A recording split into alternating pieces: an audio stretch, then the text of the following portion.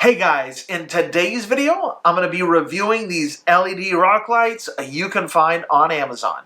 If you're new here, welcome to the channel and don't forget to subscribe. A nice double click of the power and now, ooh, that's bright. Now these rock lights here, they are from LEDMIRCY. They did send these out to me and ask that I review them, and I intend to give my full and honest opinion on these particular lights. Now this kit comes with 12 LED rock lights, the hardware you would need to mount them so that they are hard mounted and not like 3M taped like I see a lot out there. They also have these little rubber pieces here. This looks like it's so it can mount it to like a roll bar or something, because this can be used for more than just rock lights. You could actually use these as marker lights and you can mount them to your roll bars, like the chassis of a side-by-side or like a sand rail or something. It also comes with a complete wiring kit, which has a control box on it. I'll show you guys more about that in just a minute. Fused wiring with a relay, as well as a control switch, which I'll get more into here in just a minute. One great thing about this kit is it is universal. You can mount them in your Jeep, you can mount them in your Tacoma, you can mount them underneath your Kia Soul if you want. It really doesn't matter. They are a universal kit,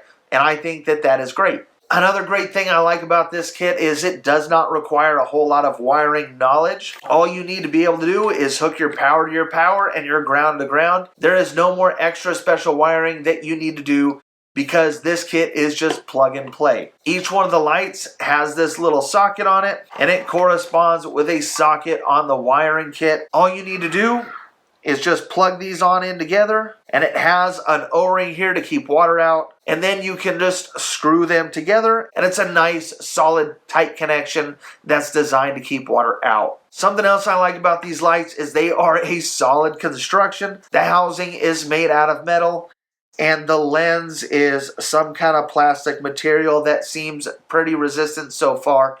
I've had these out for a couple of days now. I've been beating on them. I've been using them on my metal welding table here, and they're not scratched up yet, so pretty durable. Also on the back here, this is all resin filled, and it's designed to keep water out, which also I think is great. So now I kind of want to go over the functions just a little bit. So I'm going to hook this up to power so I can show you guys how this works on the bench. So like I said, all we need to do is hook up our power and our ground.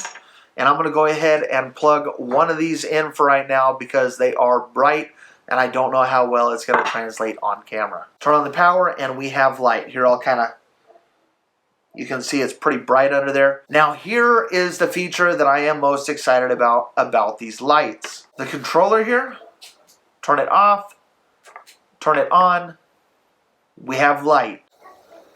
A nice double click of the power, and now it kind of changes the hue of the light. It's not as bright, but it does change it. I don't know how well you guys can tell.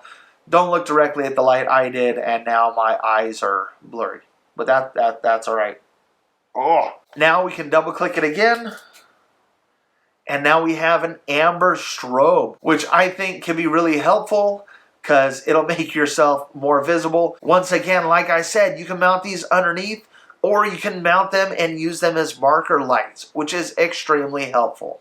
So another thing I like about the way this works is now that it is off, once I click it back on, it will go back to the last setting that I had it set to, which I think is great. That way you don't have to keep trying to go through all the cycles to get back to where you want. Once it's off, it's off.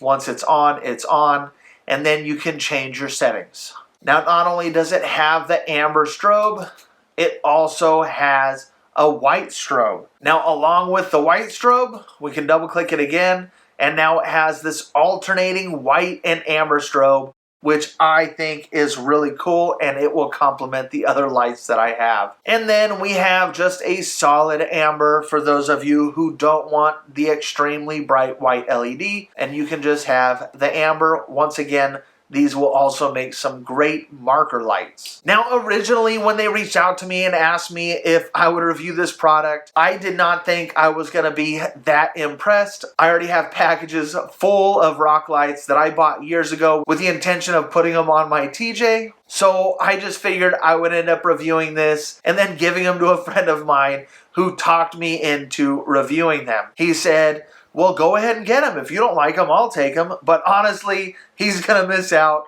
because I really like this kit. So if that's you, you know who you are, as well as anybody else interested in this product. Don't forget to check out the link down in the description below. Now, I've talked about things I really like, and now I'm going to talk about some things that I'm not that fond of. So the first thing that I think that this kit could use is some longer cables. So from the relay to the little control box, it seems to be about 4 feet, and then all the cables leading from there seem to be about 8 foot long. Now it does come with 2 extension cables. Online it says that these are 5 feet apiece. So essentially you could have 2 that run all the way out to 13 feet. Now when it comes to shorter vehicles, that's not a big deal. You should be able to reach everything just fine, but on my Gladiator here, I think I'm going to have to add some extra wiring. Now, if you were just running a straight shot, it might be perfectly fine. You can stick the controller in the middle, stick the relay next to it, run your power all the way to the battery, and then you will have 8 feet going out to each corner. The problem is the real world doesn't work like that. I want to be able to mount the relay underneath the hood. And then all the wiring is going to have to get routed through different areas. So you could eat up 8 feet just in the engine bay trying to route it along where it can be clean and safe. So maybe some longer cables on these. Either way, I think I can make them work. Now going from the relay to the switch, there is a good bit of cable here. So if you wanted to run this into the cab of your vehicle, you should have plenty of wire. The problem with that is if you wanted to go through your firewall, this is very large to try to fit through there.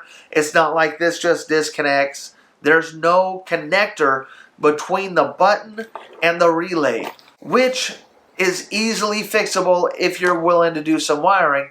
But I think they really fell short in that aspect because they've got all these fancy connectors for every light, and then they didn't do much for the actual switch itself. Now the last and probably the biggest thing that I don't like about these lights is the switch button here. This is the switch. You turn them on with this, you turn them off with this. This is what you get. The problem with that is I don't want this in the cab of my vehicle. It's going to be flopping about. This isn't really something that I can mount, and I really want to maintain as much of a factory look inside my cab as possible. This here is just kind of flopping about in there. Do you run it and hide it behind something? Do you hide it underneath the dash? If you go and hide this, it makes it inconvenient to use. Now, I'm sure that I could cut and splice and put my own switch on here and see how that works. And I probably will do that. But it should be an option to have a regular in-cab switch somehow. Now, that all said about the switch, one really good thing is it remembers the last state that the lights were at. The nice thing about that is if I turn it on and I zip tie this somewhere underneath the hood and hide it, I can wire just the power to a switch inside the cab and just shut it off inside the cab, and now it's off. I don't have to worry about the controller. Whenever I go to turn it back on from inside the cab, it will remember the last state that it was in. Alright, so I've went over the whole kit, and now I kind of want to see how it looks underneath my Gladiator. So bear with me while I kind of mock this up underneath there real quick. I'm not going to do a full install video on this product. The installation is pretty straightforward. It all comes down to how you want to mount it to your vehicle. So I'm going to get these strapped in real quick, and I'll get right back with you in just a second. So here we are. I only put a couple in there. I didn't put any actually above the tires and the wheel well. They're kind of just tucked behind. But I really like how bright it makes everything on the ground. So that is that.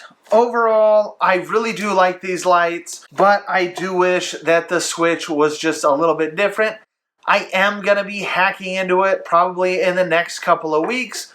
That way I can extend a couple of the lines and figure out what I want to do with that switch. This kit is definitely going to be going on the Gladiator, and once they're on, I will be posting some pictures to Instagram of what the final look is.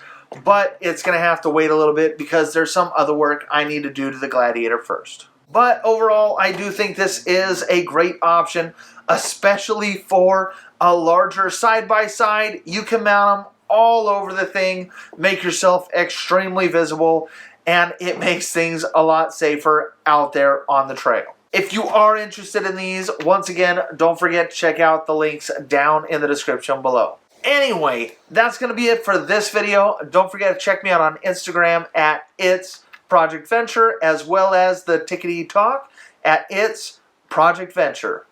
Thanks for watching.